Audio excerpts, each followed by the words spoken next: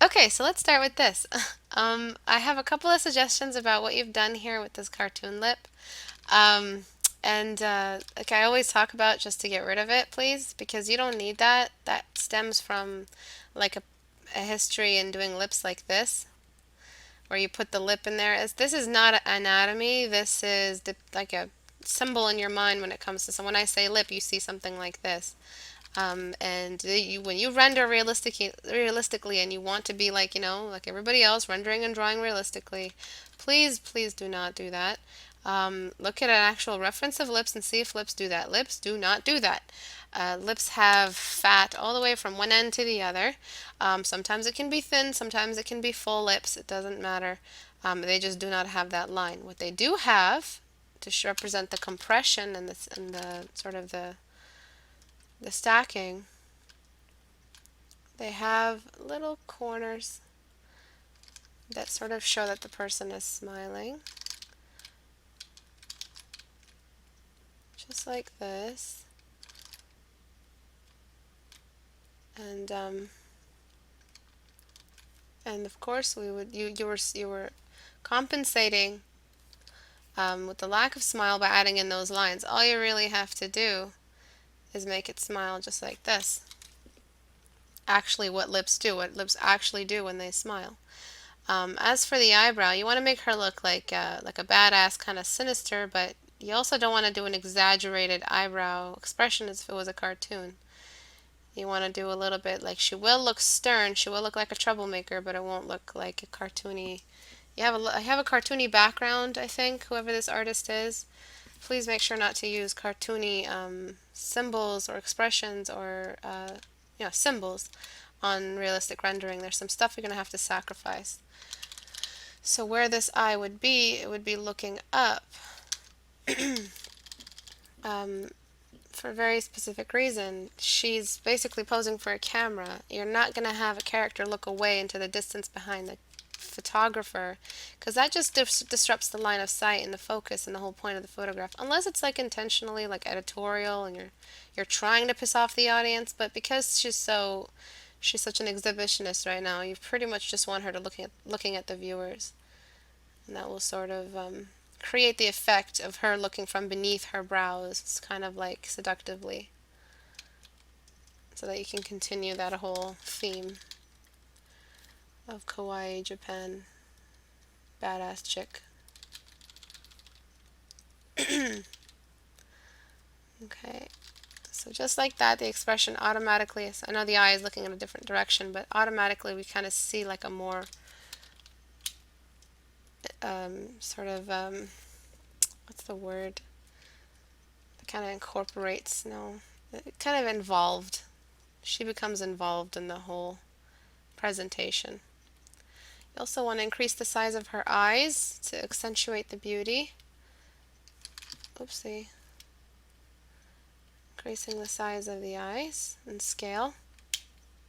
And creating a more symmetrical eye. So this is not a face, this is not three-quarter view, so there should be no reason why her face isn't symmetrical.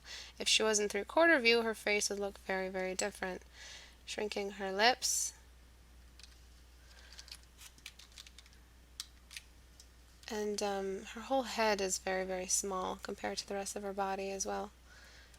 So you might want to push that in. So that's something I know the other eye isn't fixed. I probably want to fix it later, but I don't have time today to fix both. Okay. And for the crotch is doing something where if we were seeing her from the side, so the crotch is facing another direction, as if there was a pivot point or a joint in her waist. We would not see that happen. We would see sort of like the front view. Her whole torso though is a bit long, so we might need to push the crotch up as if she's like wearing those sad excuses of underwear that are so unbelievably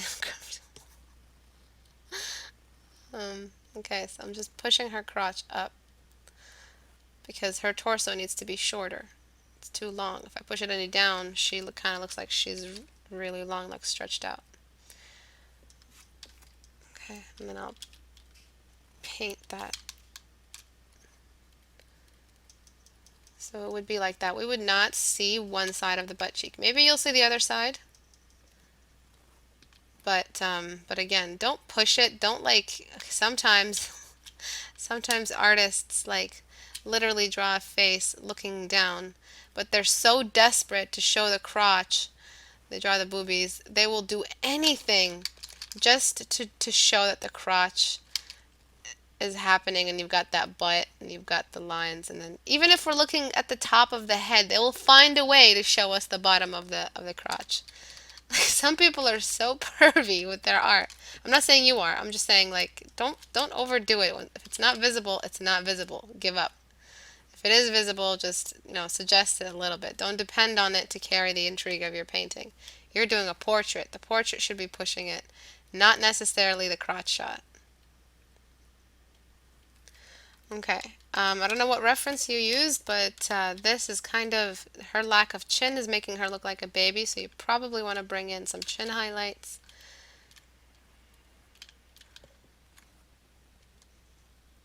What are you guys saying?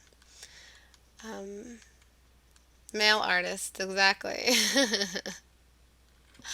Okay, so I'm just gonna kind of cut this baby face down and try to give her a more mature face so she doesn't look like a kindergartner posing like this. So if you want to make a face look more mature, you just have to increase the length. If it is anime based, you can still see like a real length in the face, so it's less round, more oval. It has nothing to do with eye size, and more to do with like actual sizes and lengths of the proportions.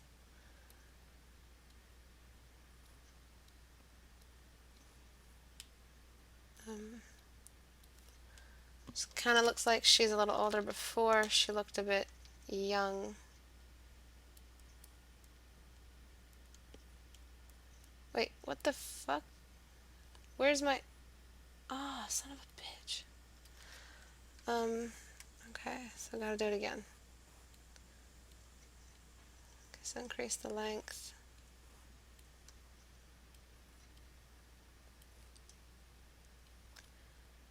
Keep the symmetry. Add more of a smile. And that outline around the chin, just get rid of that. And just have one big shade on the bottom half of the face. Don't add too much shades around the nose. All you need sometimes is just a tiny little shade and it works.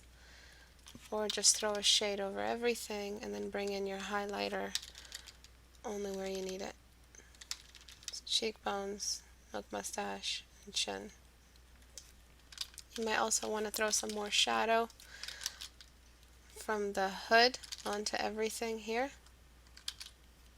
Just like that, so it actually seems like she's under a hood. What is this secondary light source you have? Does she have neon lights on the inside of her hood? If she doesn't, don't do that. You're interrupting the core shadow. If you do that, that's not good. You can add highlights as soon as there's relief from the shadow of that light source. A shadow of that hood. So you can add some highlights there if you want to show the hair a little bit. I'm going to make her head feel like it's just slowly emerging out of the hood, just like that. And then get rid of these lines and replace them with shades. So this line here gets replaced with a shade. So just like that, and then you carry that shade to be the space in between the breasts, just like that. Don't use lines, just depend on your edges.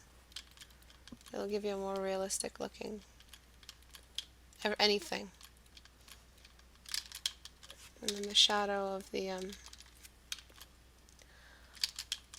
the jacket.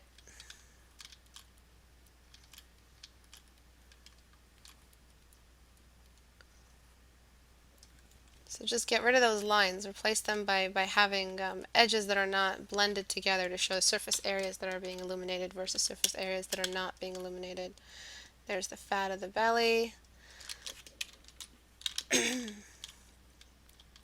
then the dips of that. The shadows there. That's pretty much all I have to suggest for this.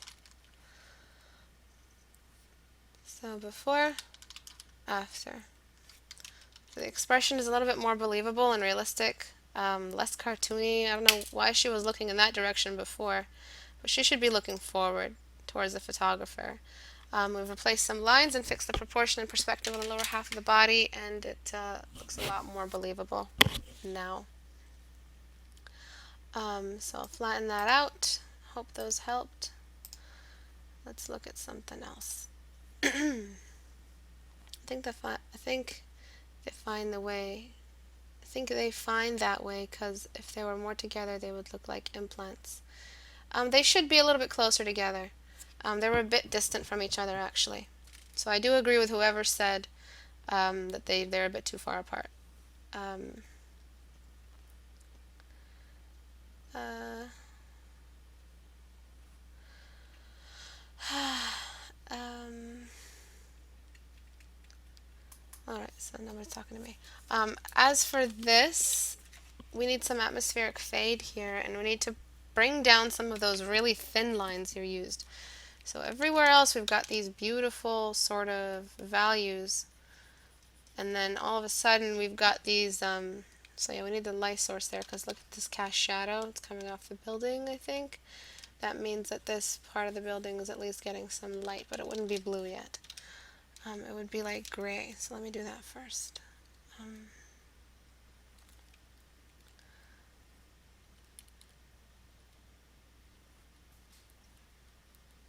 Okay. Highlight that. Actually, I'm just going to increase the contrast. Sorry about my coughing. Okay, so we need to show that the light source is actually coming in. That the sun is strong enough to reveal this little area.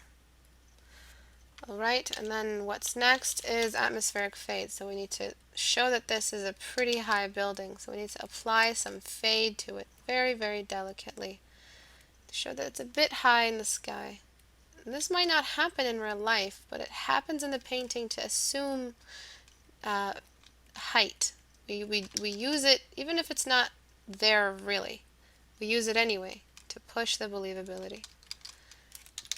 Shrink my brush. In the very corners, it's the most gray.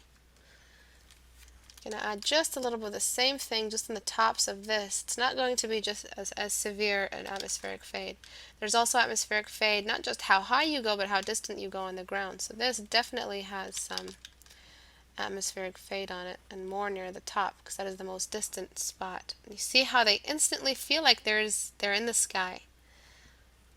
Does everybody see that? So again, with this section, I'm just going to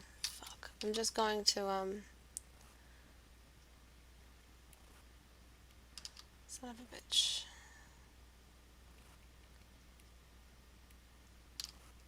Increase the contrast.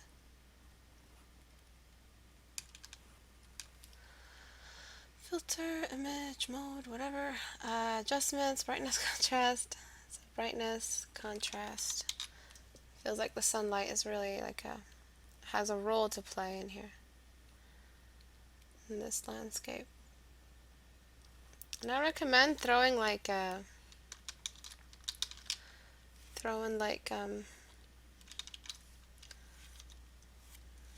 is that? Like a cast shadow.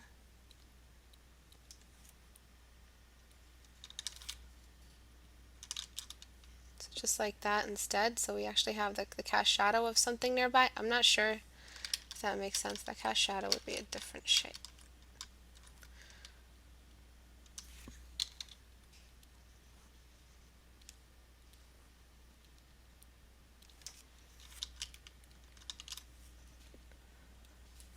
Yeah, something like that. It's nice incorporating a cast shadow in there. So let's take a look at the before and after just from where we are now. Do you see that atmosphere, how we've painted the air? This is what it means when you paint the air. Alright, so you drew the sorry, I didn't do the before and after properly. You drew the buildings in perspective, but then you didn't really draw anything else in perspective, like the trees and stuff. That's bad. Okay. We need to show the bottoms of these trees. Like how they actually, like we're looking up at like a ballerina dress and how it just does that. I suck at trees, my god.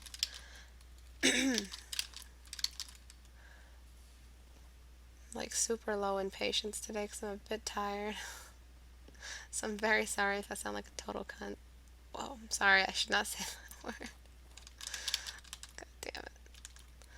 Okay, so basically, yeah, we need to be looking up. Let me find my stamp brush. Is that gonna do it? Yeah, I think that'll work just fine. They're seeing the bottom of the trees. A little bit more. Just like that. Some of the branches. Alright. I'm not sure about keeping this tree black, by the way. You might want to change its color. Now about focus. Those birds you had, they were way too black. They were like the birds from hell. Because they were so black, even atmospheric fade couldn't fix it. So when you want to add a bird, I don't know if you want them all to be black. Maybe add in like a seagull would make more sense. And if you do add seagulls in, guess what happens to the seagulls? Atmospheric fade. They're higher than the actually this would be a massive bird, but this is basically what I mean. Anything you put in the sky that has a distance between you and it, even objects on the ground that have a distance, have atmospheric fade applied to them. Do not paint them with an overly sharp brush, because you're just going to attract attention away. As for this cobweb here, I recommend you blur it out. Objects in the foreground are blurred so that objects in the background can come through.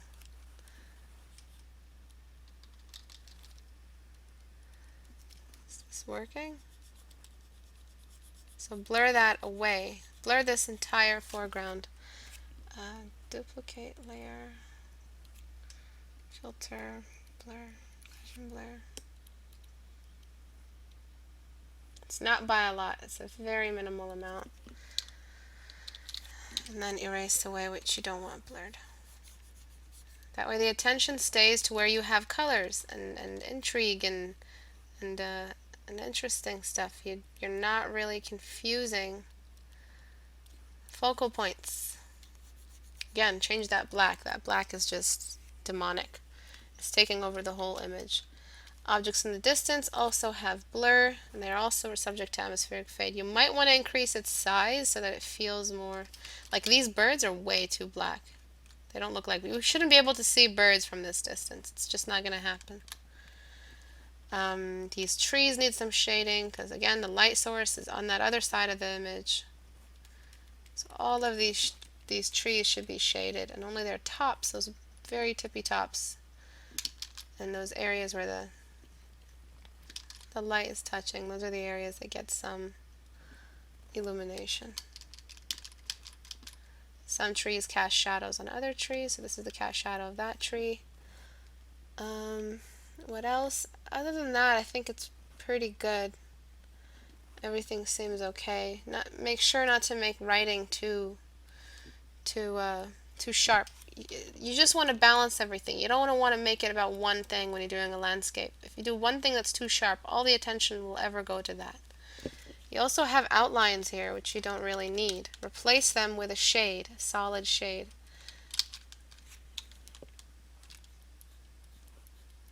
Straight transition. No lines required. Dependency is very obvious when you see lines where they shouldn't be. No lines here. Not necessary. No lines. Go straight to it. Edge beside edge. That's it. It's that simple. And you'll see that it looks much more realistic that way.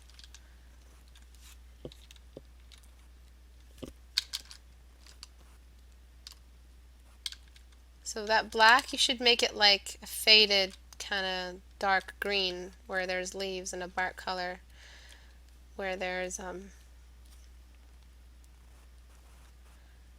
bark. And that's pretty much it. So that's what I have to recommend. The trees I added completely just covered up that beautiful atmospheric fade we had. So that sucks. So I'm just going to go back to where I painted the trees. And just erase that out.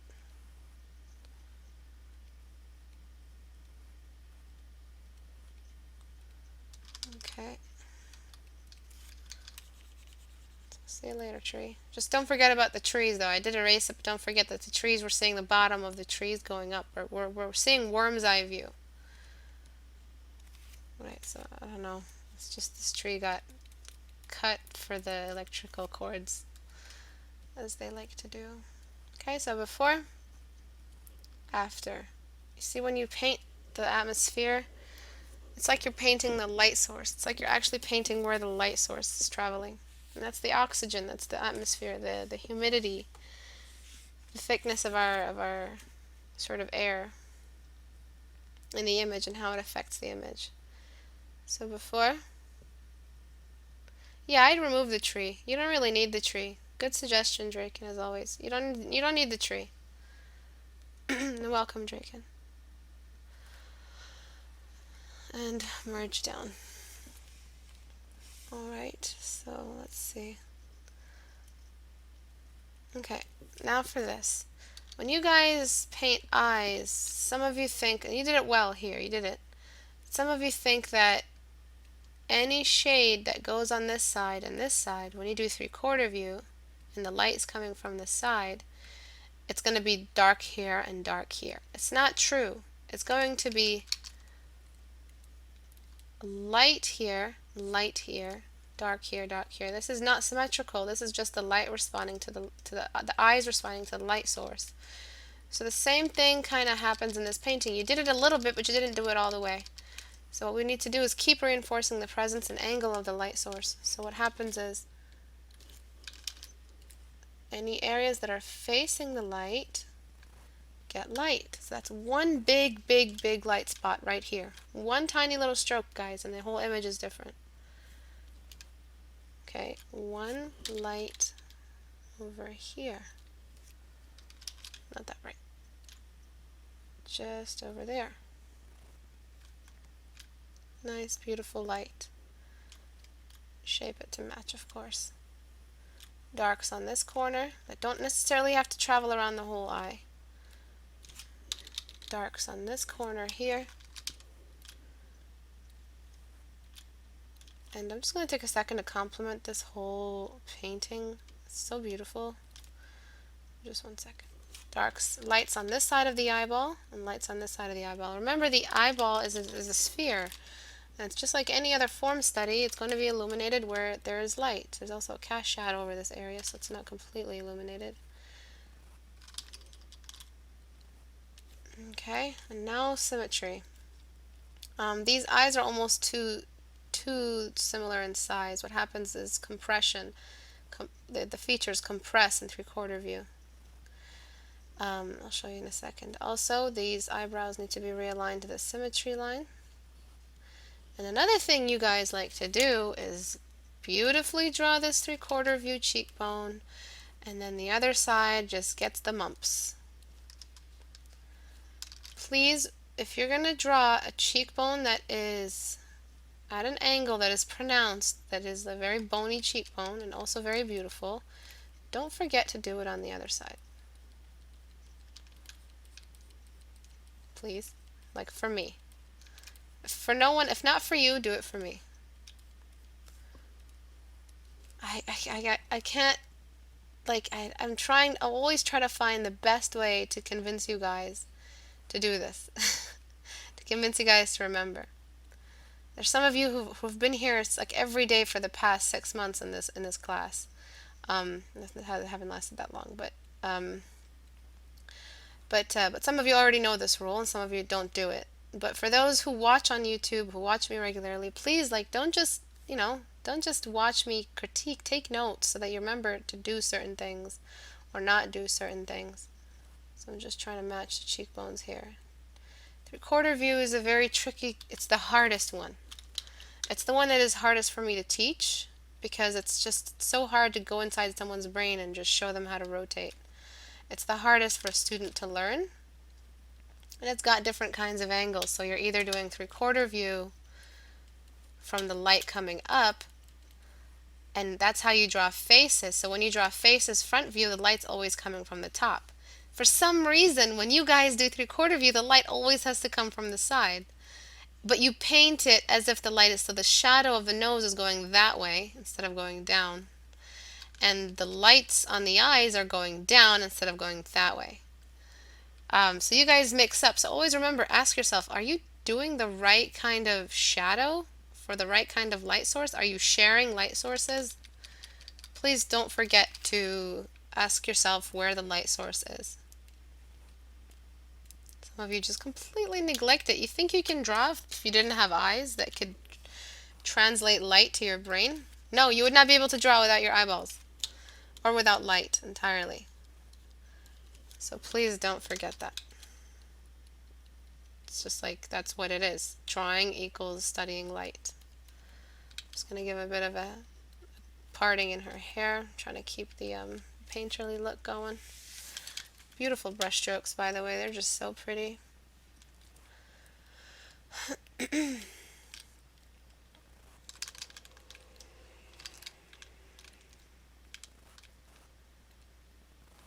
Okay, trying to bring more form. Make sure that if you do paint with a painterly brush, don't taper off all the edges.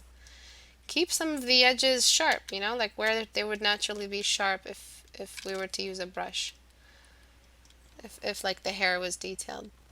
So bring in some detail. Just because it's painterly doesn't mean you're exempt from that. You've got some like extra lines here, so this, not needed. Got some extra little rogue colors. You don't really need that. Carry that same tone all around. It's the same tone, it's the same color. A little bit of a shadow for the Cupid's bow. Just a small little suggestion of it. This nostril, again, please, if you're in 3/4 view, don't force the distant nostril. It's not visible. It's tucked away. It's behind. Sometimes just let go and just don't draw it. Some of you have to draw either side of the nostril or you cannot compute. You have to draw both nostrils. That's just how you guys work. Don't do that anymore. Draw, if you're in 3/4 view and the kind of nose you've drawn means that the nostril will hide, so that's just how the nose is built. Let go, dive in feet first, and just don't show the nose. Don't show that side of the nostril. The whole side here should not be visible. Maybe a tiny little hint of the nostril in the distance, tucking its head out, or sticking its head out, but that's it. As for the shadow under the eye, I don't know, like the light source is coming from that direction, so you would have the light on the side of the nose. So you'd have just one big illuminated nose section. So that's excessive shading here because you don't know what to do, so you shade. You need a shadow in between. Nice fuzzy shadow in between the brows. You want to make her look stern. Bring in a highlighter on the part on the eyebrow that's facing the light source that is being stern. Careful not to make it look like a unibrow. In this whole area, make it one shade, so it's okay. Nothing is happening to your beautiful painting. Just make it one shade and throw the light in where the, treat it like a cube, like where the light is coming from. That's the side that would naturally get the light. So it would be on this side here, tapering off towards the cheek. Depends on the kind of nose. Again, it depends on like the reference that you used, if you used one. Now for the compliments. The expression is amazing. I don't know how you did it. I don't know if you know you did it, but you've really made me feel like I know this character. She seems tough. She's not some prissy little bikini-clad armor archer Ash type of girl. She really feels like a character you want to learn more about. The expression is so human and stern. It's so relative to her class. So as a warrior, sort of like the 1,000 yard stare kind of thing.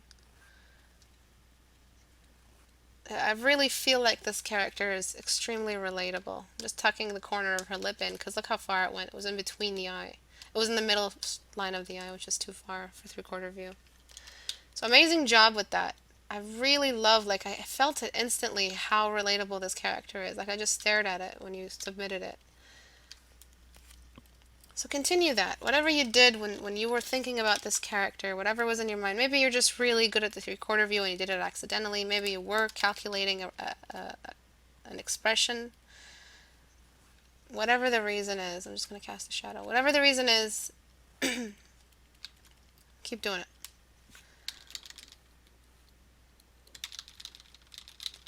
I love it when I see amazing work from you guys. It's finished work. Makes me very happy. I don't always want to be looking at a gray picture or a study. I want to see that you guys have some courage. I do recommend, if you're not ready for masterpieces, please don't try them. Keep your studies. Save that energy for studies. But for those who have finished with the grayscale stage and are ready to test out what they've learned, I would love to see those images. Because you're at the stage where improvement happens like instantly. All you need is like one lesson and the next image already takes shape. This ear, I'm not even sure it's showing. This ear is not showing. I'm just going to say goodbye to this ear. Habu, what'd you do?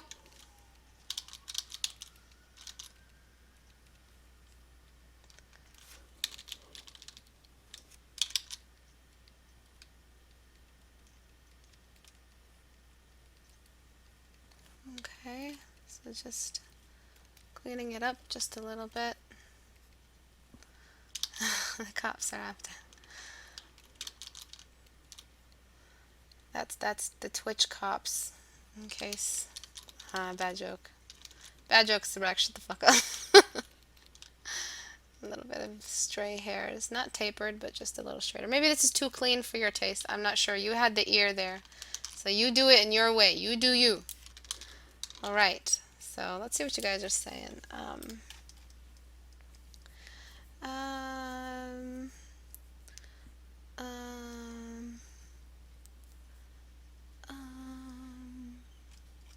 I don't know. It's too much to read.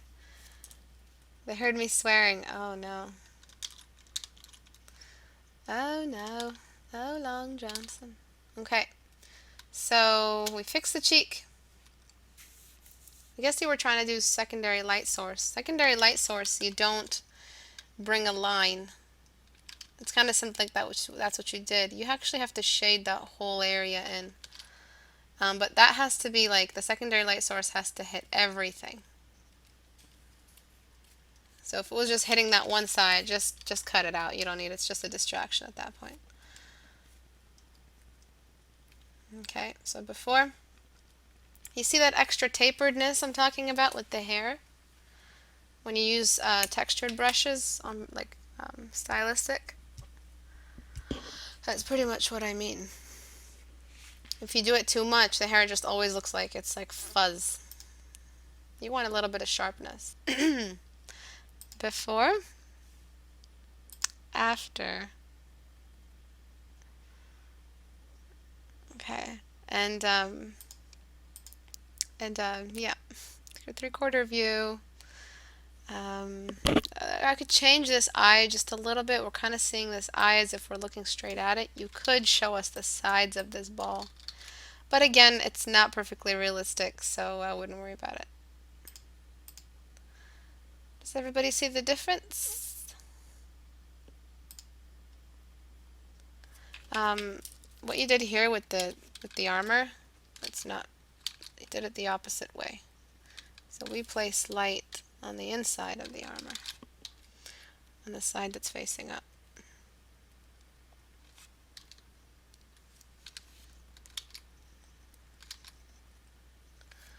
So yeah, I kind of just want to sit here and keep complimenting you, but everyone else is going to get jealous.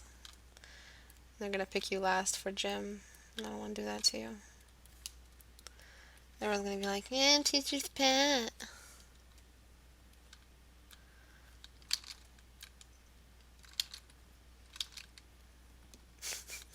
So is the artist who drew this with us today? God, like every time I say that, I feel like I'm in a seance. Alright, so that's kind of what I mean. Sometimes the angle won't let us see the faces. If there are some, so if it's facing upward, it's just not going to see it. So I'm just going to paint that part out. But this here is what I mean. When we're looking up at it, we're looking down at it, we would see that part. So try to, oh, okay, son of a bitch. So this part here, sorry, we're looking up at it, or looking towards it, so this part would be visible to us, but it wouldn't be that bright either. So the brightness would travel here, and then this would be the shadow, and this would be that edge.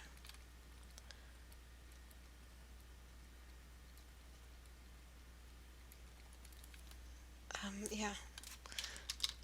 Okay. So before and after. And just do that. Oh, oh no. Okay. It's okay. No. Alright, let me just put it back in. Fuck. Just to remind you. I'm not myself today. I skipped my workout. If I skip my workout, I don't know what I am anymore. Okay. Anyways, any questions before I go on to the next one? Okay. I wanted to look at this. This is the tree. Okay. I love when you guys send me finished stuff. I really love it.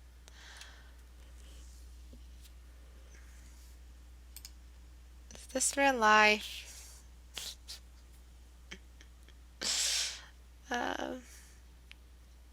Doesn't make me jealous, makes me want to draw more. It's inspiring. Of course, yeah. I was just joking about the jealous thing. Instead is having an argument with herself. No, we don't need to be here. Oh, great artist. Commune with the living. Um, who drew it? I don't think they're gonna be here. I think they sent it on Facebook, so. I don't know what yours is, Mina. Which one is it? Mina, which one is yours?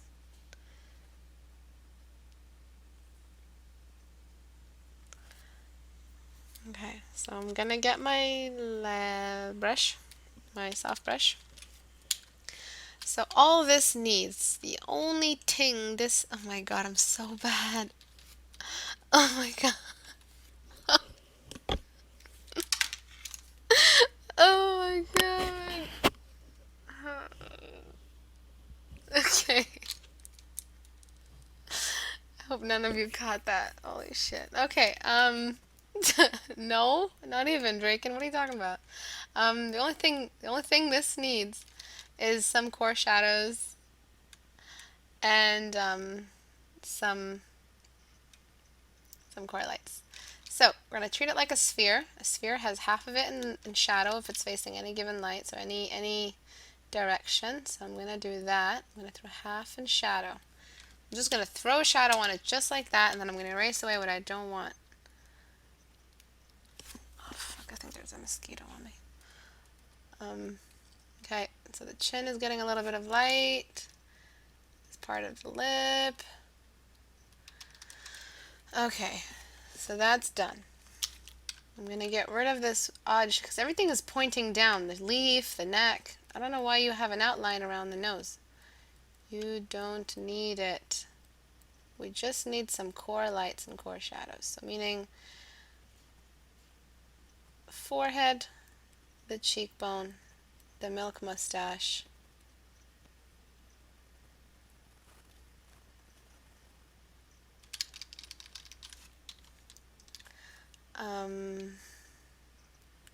the nostril, the nose shadow,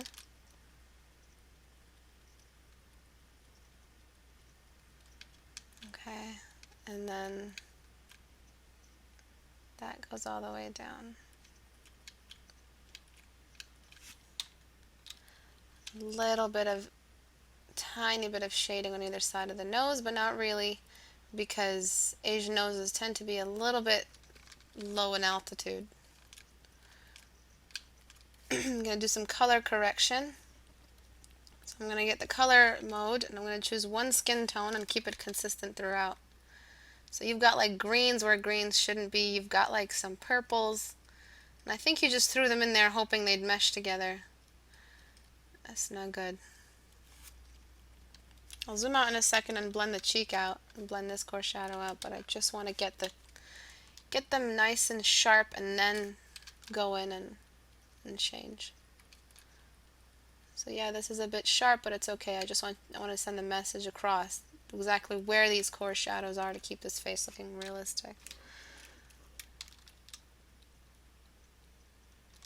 I'm craving. Oh my god, I was going to say something so bad. Oh my god, I don't know where to stop. The lower lip is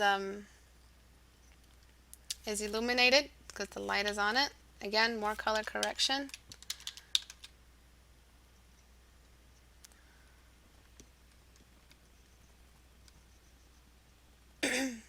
Okay.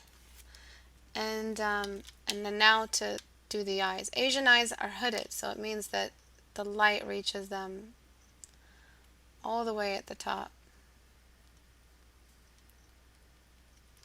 And then you've got the shadow from the brows. And these brows are a bit too thick, but again, you can get away with it as long as you're casting some shadows off these hairs. The thicker the hair, the thicker the halo around the eyebrows. We also have high points on the eyeballs, on the eyelids, on the lower eyelids this way. So you'll see in a second how realistic she looks now, because we're casting shadows and thinking about the light source. I don't know why you're outlining the waterline. Please don't outline it.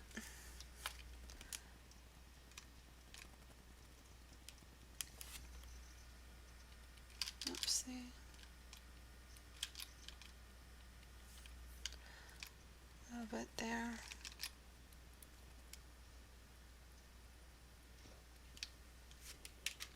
Okay, so now that I've placed them all in the right spots, I can zoom out now, and when you zoom out, you can enlarge your brush, and now I'm just going to show like how that core shadow tapers off. So I'm going to blend these areas here.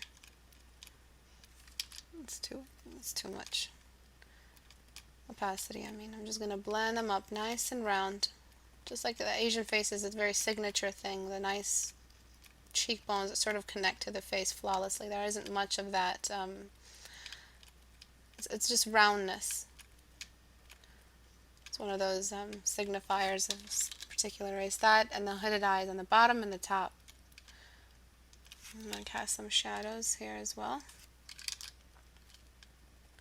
So if you are a portrait artist or you're aiming for portrait artist, try to learn the signifiers or the features, the core features of like a particular race. I know people sometimes make goals. Okay, so this month I'm going to learn how to draw an Asian face and I'm going to perfect it.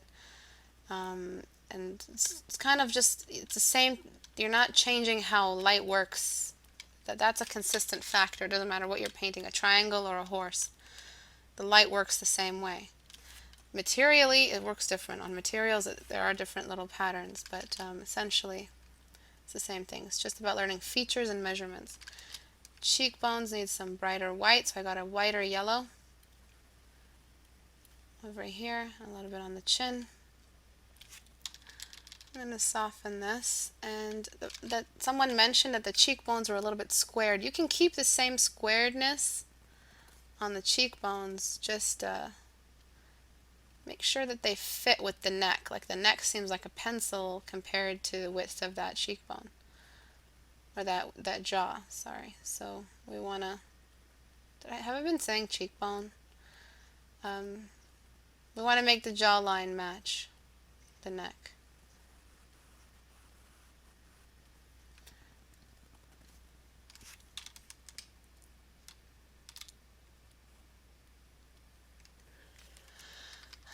So the same color you used for, I'm just going to blend these out into the cheek.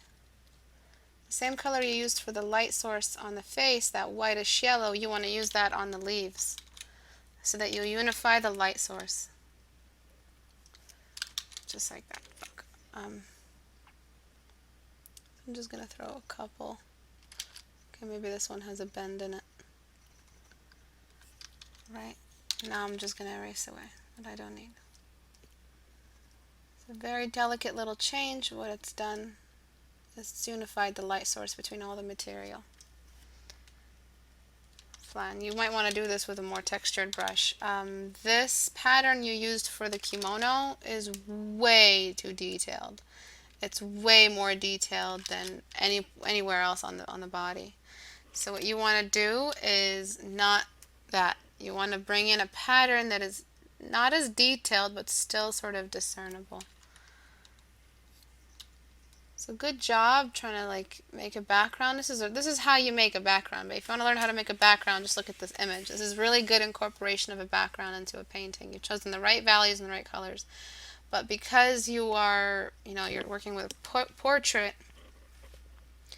you want to keep the attention focused towards the portrait. So I'm just going to bring the detail down on that.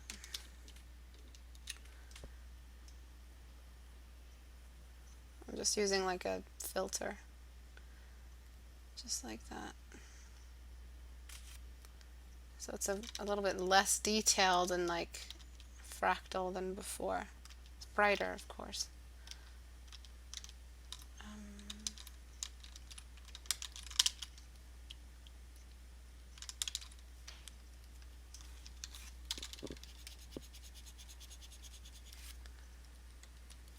Erase away some of this to bring the slightest little suggestion of the detail. And then I'm going to just darken. Just keep attention towards the face. Beautiful job on the hand. I don't know if you used a picture. Kind of seems like you used a picture, but good job on the hand. As for this complexion, the actual color of the complexion, I did a video on specific skin types and races that are behind them. So I don't mean to sound like a stereotyper, but I'm going to push the color skin tone to a little bit more to a green yellow, because it's not a red complexion. It's a very consistent olive color. You also find it in Indian faces as well, but on a darker value.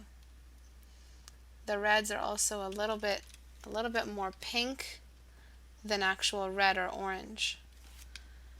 So before it was a bit red, and I want to preserve that red for what I really need it for, so that the complexion doesn't change. So what I'm going to be doing is I'm going to be erasing only where I really need it, on the tip of the nose, a little bit on the eyes, on the mouth, just on the reddest part of the mouth, so the inner part of the mouth here. Merge down. I'm also going to get my smudge tool on scatter brush, and I'm just going to blend the lips in with the skin very delicately. I want to make the skin feel like it belongs, or the lips feel like it belong to the skin. They belong. And carry that milk mustache all the way down. Blend that nose. And then you can bring in those greens you had before. So it's going to be just drop tool the skin tone, and instead of going to green, drop tool the skin tone and just move it up toward the green. This is more green. This is pretty green compared to where it was before. Look at the green. But we're not even in green yet. We're just in yellow. It's because there's green and yellow. So that is going to be placed right under the eyes to show the transparency in the skin. Right a little bit on the chin, a little bit on the neck. Merge down, merge down, and then carry that shadow lower. A little bit of that shadow on the face. And the kimono also gets some shadows over it because the neck and the hair are covering that up. Alright, I'm also going to desaturate the hair color.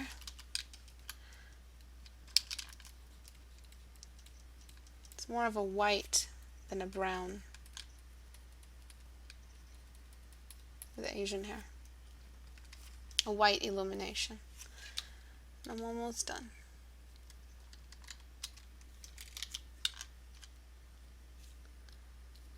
Fine on the shadows. You might want to add a little bit more shadow under the hair here. It's a bit too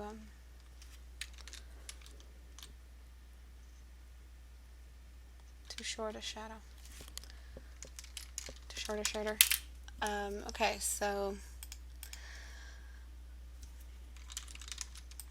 before, after. The eyes weren't shaded as if they were puffy and hooded. The nose was outlined. It wasn't responding to the right light source. The cheekbones or the jawline was too wide for the neck. The lips were a little bit sharp on the edges. There was no shadow from the nose, no core shadow in half the face. All of the core shadows weren't there. The forehead wasn't bright enough. And then after, kind of feels a little bit more realistic complexion and color wise. She kind of feels dead to me. I think she needs like a light on her eye.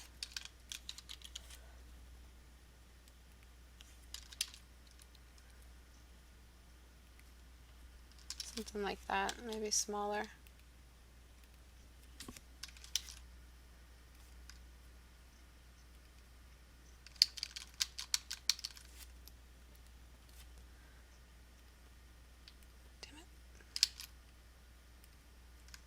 But does everybody see what sort of happened? There we go. And I'm just going to blur that. So it's a little less extreme. She kind of feels more alive. So before, after. Okie dokie. You kind of had patches of green and red in there. And then after. Alright. Her name is Dina Larray. But you're writing Lana Del Rey. Alright, so is the brightness on the edges of the jaw reflective light? Yeah, it's kind of like secondary light source from the walls. I'm gonna call it a day. See ya, bye Mambuto. How did she make the kimono pattern like that, and the color of the tile and the subtle line on it too? I think these are like how-tos, Photoshop how-tos. I think there's like tutorials out there available on how to bring in these patterns. Or it could be texture overlays. Eyes look way more liquid. Yeah, look a little bit alive because you're actually showing that there's moisture in the eye anatomy. Maybe warp tool on the kimono. That's true. Oh, it's bricks. The kimono pattern was a brush I made, and then I used warp tool and puppet warp tool. Yes, Torto was right. So any questions? Any questions from you, Bricks? Do you see how the face feels like it's moving outside of the image? It's actually poking out because that's the 3D that we're painting around. It feels more real. So you cast the shadow, and this is the distance, and you lighten the nose, and that's the closest bit out of her anyway. There's the leaf. So remember to build around as if there are planes of distance and planes of the z-axis, and you're drawing within those planes so that things look realistic around form, not just because you got a really good pattern and made it look super detailed and made a really, really cool looking tile. The tile was more 3D than the face. That's not good in any situation. The face looked like it was another kind of painting, and then the tutorials or whatever it is you did guided you around everything else. So always, if you do anything and you want to take a break and study faces, study the core shadows on the face, study all kinds of stuff that has to do with form and function when it comes to facial anatomy. This can be you studying a nose, this can be you studying a lip, as long as you're studying around the one specific light source that you perfect. And then you move on to making it into a masterpiece. But as for now, what I recommend from me to you is to quit the masterpieces and start doing some studies, because these mistakes you made aren't forgivable. I'm going to be a little bit strict and say they're not forgivable. It's me asking you, can you form? If at any point in time, and I always say this, I question your knowledge of form, you need to stop. Just stop. Stop drawing and start doing some studies immediately. Do some form studies, do some still lifes, draw a vase, look at a face, break down the shadows on a face, get a facial, those plane sculptures you can get off Amazon. Get your lamp and just move the lamp around the face and look at how the shadows change. In real life, get a sculpture of a bust or something, of a head, and just move the light around it and look at how those beautiful shadows change. That is how you take a break and learn properly. You can cry. You can do all of that and cry at the same time. Just make sure you're doing it too. Because it's again, because I see you have such a passion in your work and you're really pushing for masterpieces. I'm gonna say, and I'm gonna be strict with you. You cannot form right now when it comes to a face. And start forming. Start drawing form. Start studying just for the sake of form. Say, today I'm not going to draw anything. I'm not going to draw some girl from India with a beautiful necklace who has a past. I'm not going to draw a sword character. I'm not going to do any League of Legends fan art. I am going to do form for the sake of form. That's it.